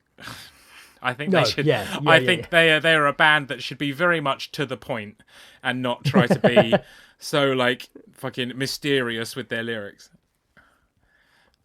Yeah, I looked them up. I looked up all these on Spotify, and I was surprised to see that Head PE had an album. I swear, not long ago. I was going through like bands that I was listening to like at the turn of the century. Yeah, they've got a latest single out. Yeah, they've got a single out this year. Mate, all day today I've listened to The Movie Life. Do you remember The Movie Life? Yeah. Yeah, I was listening to those first two albums, and then all of a sudden I find out that 5 years ago they released another album, and then 4 years ago another album, and I was just like, oh shit. It's quite surreal when you look up these bands and they've released albums recently. I think you said it very you said about Taproot, you know, it's just like it's one of those bands that I liked but I never really sort of clung on to, and I've done that with a lot of fucking bands, like because there were so many because you say it wasn't manufactured. There was a point, especially Blink-182 Linkin Park era, where everything blew up, where we were seeing a lot of heavily manufactured metal bands coming out. I mean, the thing, like a lot of them.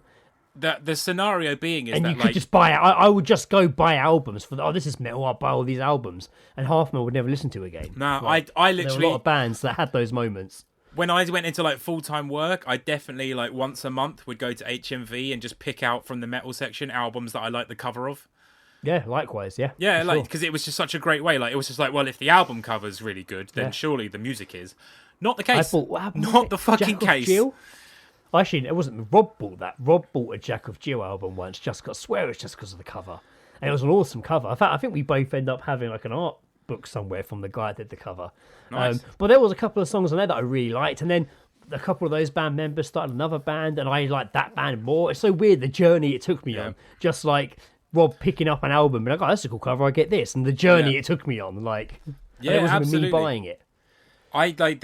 I actually like paid attention every now and again to like Kerrang when they would have like, if there was an album that got 5 stars, but it wasn't like the main review of the review section, then I would absolutely look at that fucking album, because I knew that wasn't just like some paid for shit, which is funny enough leading me into my next fucking band. Excellent. Which is a band, but this is like sort of 2003. I'd kind of sort of like, metal was still great, but I got way more into like post-hardcore sort of like stuff, because it was still angry and shit, but like had that melody in it, and it was just like, I need a bit of melody, you know, every now and again. So this was a band that I absolutely loved and still love, and I still love this fucking album, is Poison the Well. Oh yeah, Poison the Well. They had an album called they released an album called You Come Before You, and it is just, I will happily put it in like maybe not top 5 but top 10 albums. I think we even done a top 10 album list and I didn't mention it, but fuck that. But it is like, I'm trying to remember what Poison the Well album I had. There is not on the You Come Before You album, there is not a song that I dislike. It is such a rarity for that as well. Like, there is every song is so fucking good, and it's one of those bands that like you listen to it so much. Okay, so that's the one you're talking. I remember that album. It had the sunflower on the cover. I remember that album. That's not the one I had actually.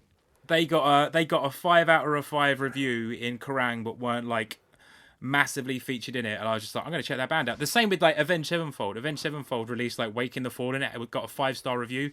There was like a paragraph of information and then like a picture of them, and that was it. And I was just like, I'll check it out. And it was a fucking sick album.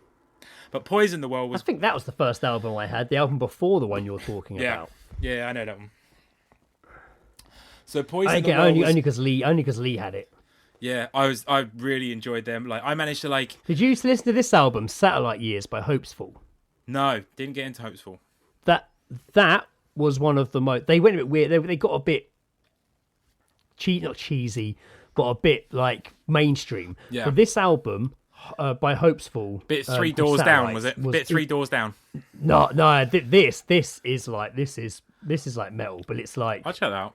It's like the most beautiful metal album I've ever heard, and still, it's annoyingly, I don't think it's even on Spotify. It might be now, but I've had to look for it like on YouTube and stuff.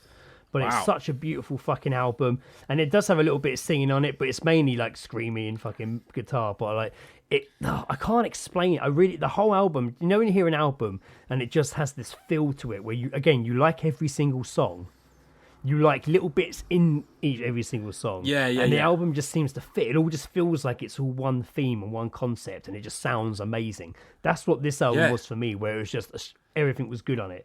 Just a reminder, because it was around the same time I was listening to Poison the Well. So sorry to sidetrack you there. No, not at all. No, that kind of input is absolutely grateful. No, there is. I know what you mean though. I love it when I like a song and it's literally just for like 3 seconds, and it will just be like a drum sequence or like a guitar moment, and it will just be that one thing where you're just like, oh, that's fucking great. I love the entire song, but that 3 seconds is my favourite part of that song. It doesn't even have to be a fucking lyric, like. But I did pick out, and this is distinctly different to the songs that we have mentioned previously. This is a song on the album called Pleasant Bullet. It is different. I like the opening line is my favourite, because I'll tell you why in a minute. As I've woken up every day with my why. I've woken up every day with my eyebrows pointing at my mouth. Now, great lyric, but I like it. I like it. I really like it, but that's a moustache. He's talking about moustache, basically, is what he's talking about. He's talking about moustache. So this is it's not he's like just angry. Yeah, maybe. It's not a long. It's like in regards to like lyric wise, it is literally two like paragraphs, like or two verses or whatever. Wow.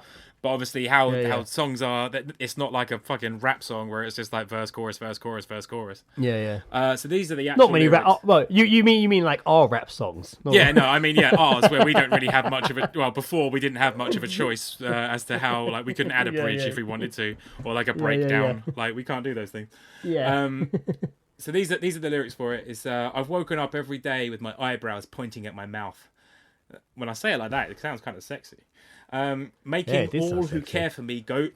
I like this as well. This kind of sort of shows. This goes from like being like, all of my friends are fucking dicks. I hate them all. This is just like, no, I'm kind of a dick, and I'm sorry for the things that I have put you through.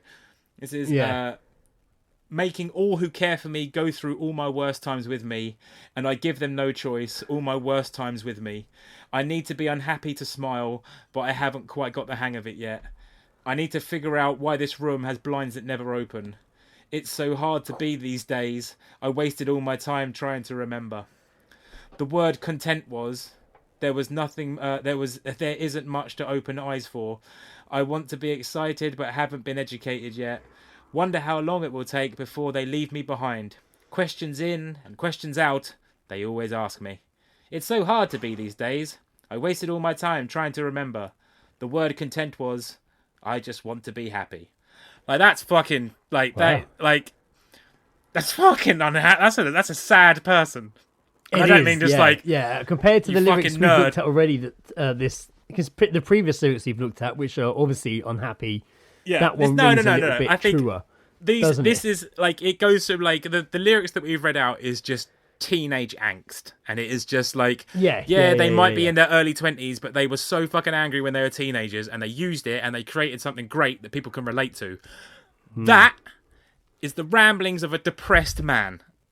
Not ramblings, sorry, that is the confessions of a depressed man. Yeah.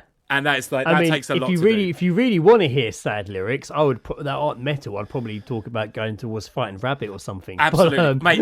It was in my head. But those absolutely, particular lyrics, they are the ramblings of a sad man. If you ever want to hear like just sad but great fucking lyrics, then absolutely 100% Frightened Rabbit, 100%.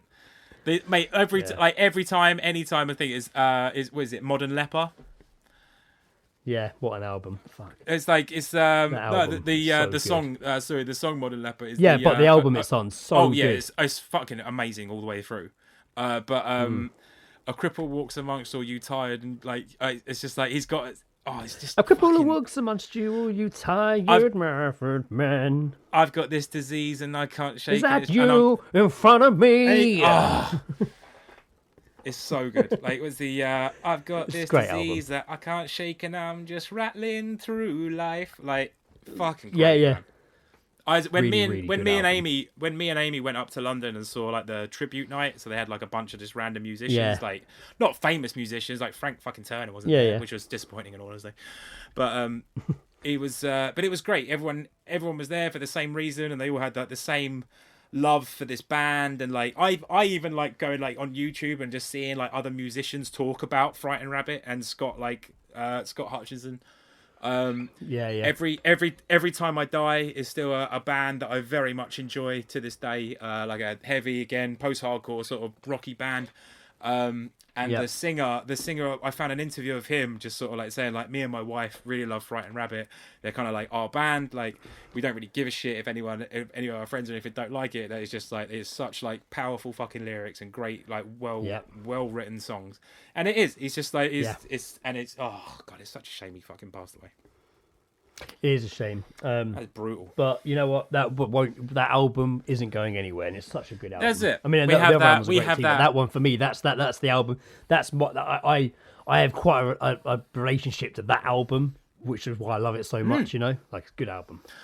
I'm so annoyed that I got so like it's only really been in like the last like 4 or 5 years that I've really got into them, and it is just. I'm so annoyed that it's like I didn't get into them sooner because it is just fucking phenomenal. There's so many good songs, and he's just like just his way with lyrics is really interesting as well. Fucking like if you're listening and you haven't heard Fighting Rabbit, I'll suggest a good song to start with, which will lure you into a full sense of security. But it's the first Fighting Rabbit song I heard that made me be like, "Who the hell is this?" And that was The Twist from the same album we're talking about. Because it sounds, it's such a it's almost a pop song, but it's not. It's definitely not.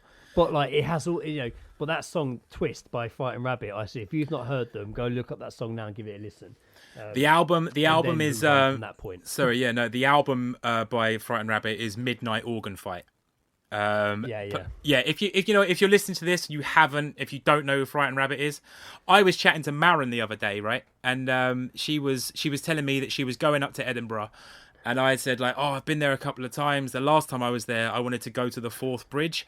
And it was just like, basically, that's where Scott jumped to his death. He committed suicide. And I said to her, I was just like, oh, man, like, I really wanted to go to the Forth Bridge because I hear there's like a memorial, like a mural on one of the sides for a guy in this Scottish band. And I wasn't expecting, like, her to know it. She was just like, do you mean Fighting Rabbit? And I was just like, yes! It was good. It was a good time. But yeah, absolutely. Check out Midnight Organ Fight. There's so many good songs on there. The Poke. I like Poke. It's so many good songs. And one, you know what? And I really fucking love it. And it's fucking dark but it is Floating Down the Forth. It is such a great song, despite it being a prediction of future fucking events. It is. Yeah, literally predicts. Not predicts. He probably all knew was always going to do it. Yeah. But yeah, he's singing about what his future plans are. It's great. It's phenomenal. It's just one of those albums that is just like through and through. It's just really fantastic fucking songs. Yeah, beautiful album. That was that was quite a little journey we went on there.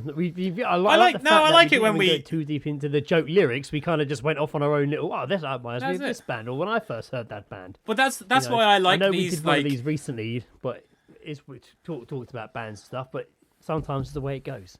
Why I knew before we even sat down and recorded that us mentioning songs would cause discussion. Because it would remind I would tell you and that's why I like it. Like we could do this with fucking films, like if we wanted to, but there's something about music that it's just better with. Like I like that. I like that sort of music discussion. I like it with you. I don't like it with a lot of people because they'll just be like, "Oh, I listen to Megadeth," and I was like, "I don't give a shit. I don't give a fuck about Megadeth." Mate. I don't give a fuck. Yeah. Yeah. Not a lot of people do right now. Don't give a shit. Yeah, that was a lot of fun. We're gonna, as we wrap up here, we're gonna end with a song. Yes, we are. It's been an hour and a half. I'm sweating my bollocks off. Mate, I can feel there's a pocket of sweat that I'm just waiting to break. Like, it is just like, it's going to be like a fucking Japanese tsunami down in my fucking pants in a minute. I am sweaty and hot as fuck. Yeah. So we're going to end with a song that's weird. It's like it's quite weird, actually. Talking about lyrics and stuff now. What? I don't know. It was just you introducing your own song, but just like, it's kind of weird, but it's just, I don't know. Just see what you think. Like, I don't really. No. I was changing the subject slightly, not subject, but I was steering it away. Talking about lyrics and stuff and reading those out, I was quite aware because the song I'm going to play, I've made, and the lyrics in it are probably some of the darkest lyrics I've ever written, and probably could be seen as maybe slotting into this era of bad lyrics we were just reading. I feel kind of bad. I feel like that's kind of my fault because I remember like you made this beat and you sent it to me and I was just like, fuck, I really like it. Like, it's not like everything that you'd sent me before was way more rowdier, which was fucking cool. But this was like something different, and I was just like, this needs like.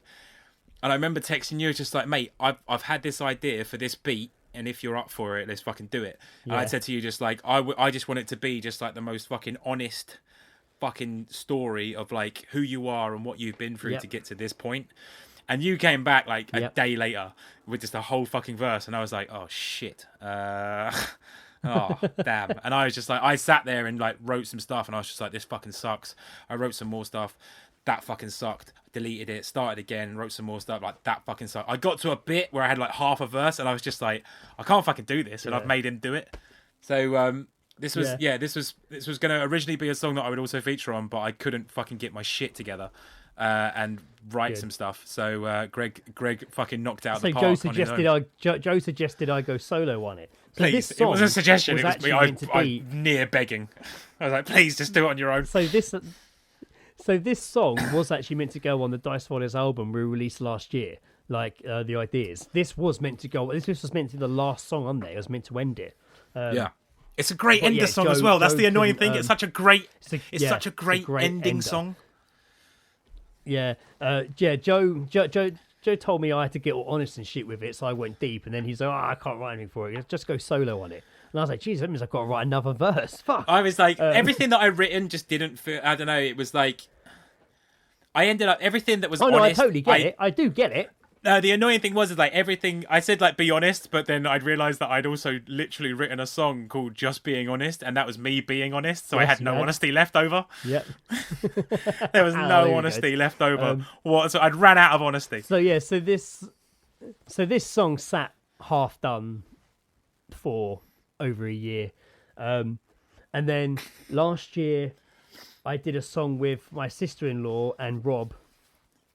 We got together and we did a track called Worlds Away, which was, again, great song. Lisa made the track for Dicerollers, but again, I think I played it to you, Joe, and you were like, "Oh, I don't think that's because it wasn't really it wasn't really hip hop per se."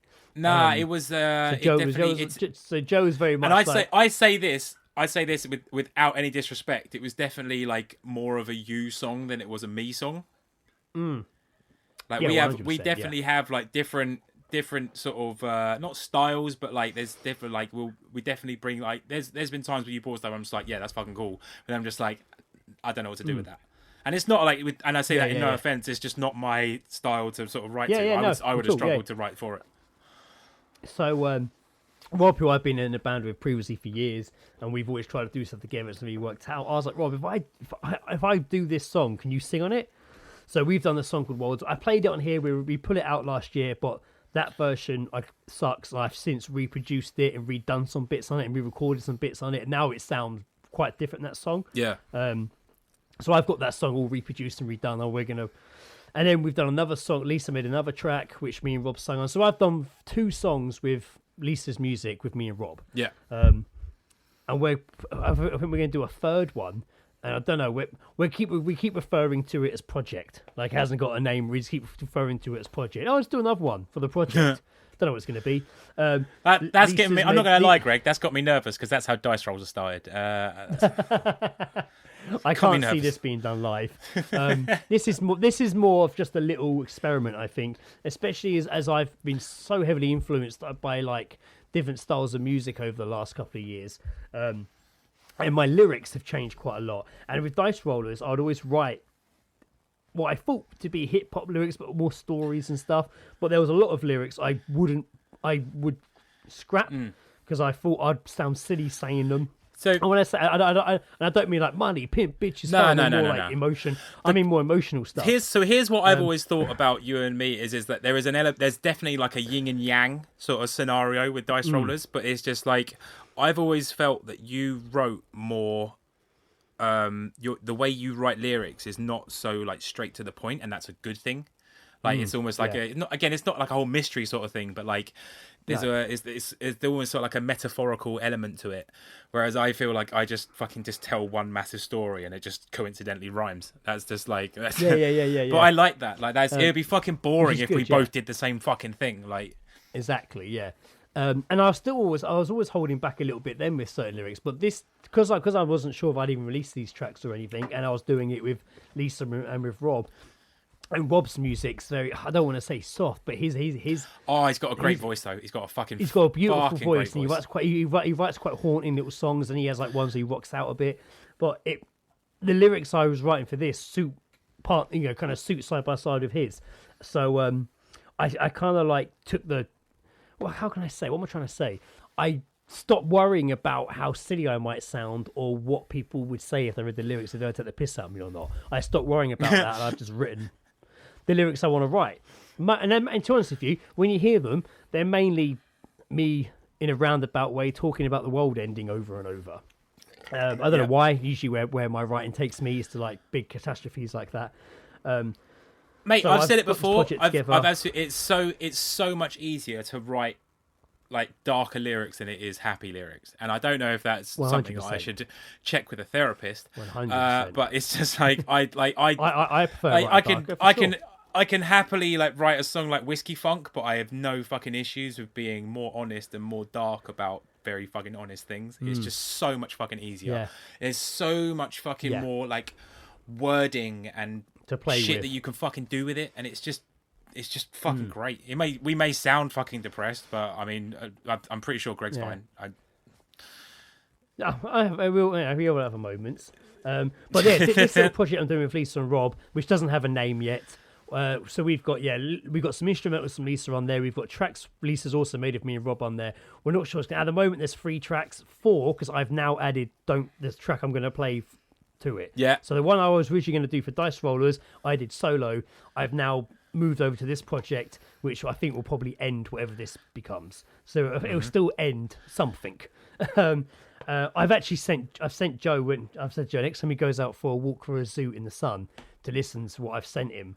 And I've sent you basically one long track that has Lisa's intro, the new version of Worlds Away, the new track I've done with Rob, and Don't Pray at the end. And I'm quite interested. It literally takes 10 minutes. They're all short songs. I'm quite interested in Joe's feedback on that when he goes for a walk. I'm going out in the garden. I'm going out in the garden after this to unsweat my balls. Oh, in that case, start this suits it.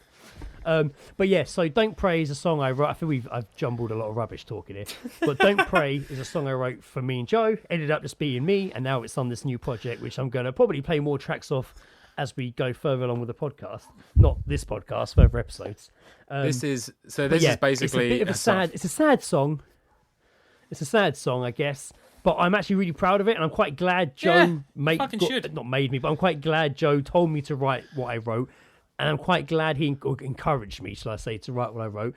And I'm really glad that at the end of the day, he was honest and was like, I can't write for it, you do it. Because it's turned into a song that I actually now, can't come back to a year later and finished. And I'm actually like, wow, I'm really happy with this. I still have what I wrote for it, and I look at it and I'm just like, this is fucking bollocks. You performed it once. I remember performing, but I remember playing you my verse. I remember playing it to you in your old flat, and I remember you doing a verse. Yeah, I remember you having something. I had it, but it was just like, it just didn't. I don't know. As I said, like I did like Just Being Honest, and that was me. Just like that was a very therapeutic moment for me, and it was just like. I just had no fucking honesty left, and everything I fucking wrote was just like, this just feels like I'm just writing for the hell of it, and that's not a good mind frame for a song. You gotta of course not. No. So I'm so fucking stoked you had more for this. Yeah, so I finished this track and I thought, well, you know what, I'm going to play it on this podcast. It's not really. I don't really rap in it. I guess I don't. In all these new songs I'm working on, it's just a song. In these other two songs I'm working on, I'm not rapping. I'm not really singing. I don't really know what I'm doing. But Don't Pray, I think, is a good way to introduce you to some of the stuff I'm working on. The other tracks, you can tell a bit more of a gunship vibe to them. This one is just a sad little song that I'm quite happy with, and I hope you guys like it. Some people did message me saying how much they enjoyed Joe's Piss song after I moaned about no one telling me they liked it. So thank you guys. You don't have to do that with this one. You had your Kanye West moment. You were just like, man, I wrote a song, mate. I thought the other day I was talking to a girl at work, and I said that a great band name would literally just be Piss. Piss. I would go and see a band called Piss. I would absolutely go and see a band called Piss. Wasn't there a band called Shit? Probably. Oh, no, was that in Joe's apartment? I think it was in Joe's apartment film. But I like the idea of you just having your Kanye West moments. Like, listen, man, I wrote a song about pissing. Nobody cares about it. I'm the greatest rapper alive. And then all of a sudden, everyone's like, "Oh, it's a masterpiece, Kanye." So anyway, yeah, Joe, has been a pleasure as always. This has been a fun time I've had here. Everyone, thanks for tuning in, and thanks for listening to us as we talk of rubbish again. And we'll be back in another couple of weeks. Absolutely. And it's been a hell of a good time. I have been Greg, Squeezy, Cheesey Armstrong. Oh shit! I guess I'm Joe, 50 cc's of cheese Jackson. Oh shit! Little play on mine there. Yep, this is Don't Pray. I hope you guys enjoy it. Thanks for listening. Bye bye.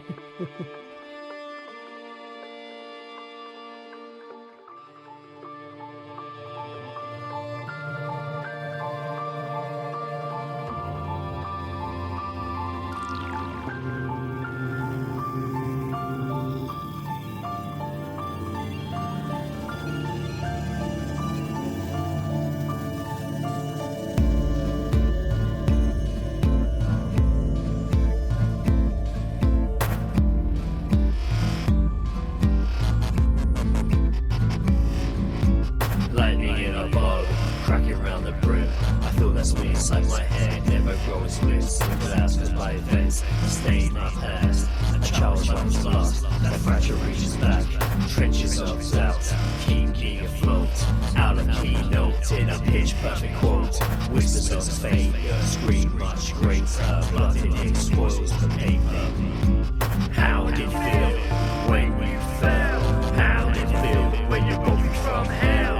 Gamble the last of your coin on the wishing well. 3 rings on the bell, stand still as your heart breaks and your friendship starts to quake. Hold on to your past, it's too little, too late.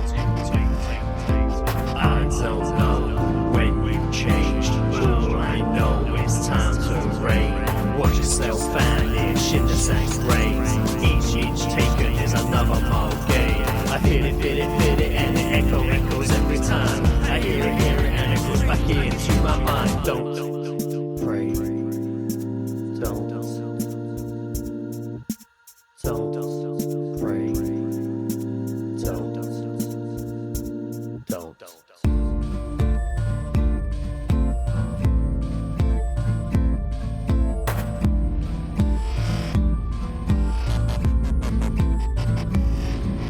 My head's been spinning for days and days. Stop looking back, I was young.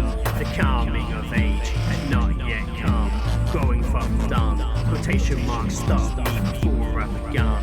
Never better when I said it, and I started just to cover all the utter correlation of symbols I mutter.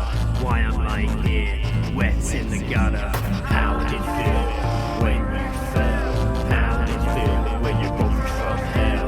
Gamble the last of your coin on the wishing well. 3 rings on the bell, stand still as your heart breaks and your friendship starts to quake. Hold on to your past, it's too little, too late. I don't know when you changed. All I know is time to reign. Watch yourself vanish in the same grains. Each inch taken is another mile gain. I feel it, and it echoes every time. I hear it, and it goes back into my mind. Don't pray. Don't pray. Don't.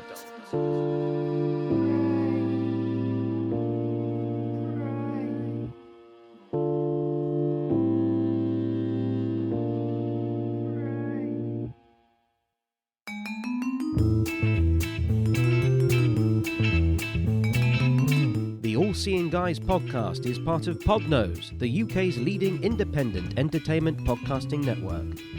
For episode archives of the All Seeing Guys and all of the shows on the network, visit us at www.podnose.com. You can also follow us on Twitter via @podnose or send us an email via admin@podnose.com.